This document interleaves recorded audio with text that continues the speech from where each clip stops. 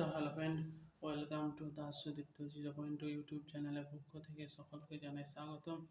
তো আজকে আমরা আলোচনা করব রুদ্ধ দল কাকে বলে এবং তার কিছু উদাহরণ নিয়ে। তো চলুন ভিডিওটি শুরু করা যাক।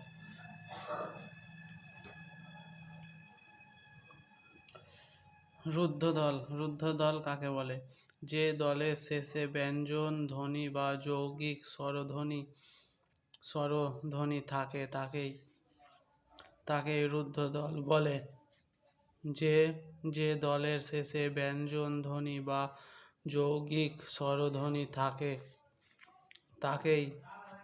তাকেই রুদ্ধ দল বলে।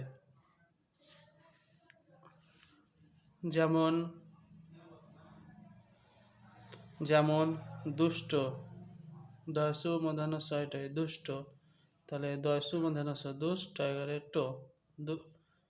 এখানে দুস, দয়সু মূর্ধন্য ষ দুস রুদ্ধ দল এবং টটা মুক্ত দল। দয়সু মূর্ধন্য ষ দুষ্টা রুদ্ধ দল এবং টটা মুক্ত দল। একইভাবে মদন্তন্য মন, মাছ, বল, চল, রাগ প্রভৃতি সব কটেরই রুদ্ধ দল। রুদ্ধ দলের পরে আর কোনো ধ্বনি যুক্ত করা যায় না। আর রুদ্ধ দলের পরে আর কোনো ধ্বনি যুক্ত করা যায় না, তাহলেই দুটো দল হয়ে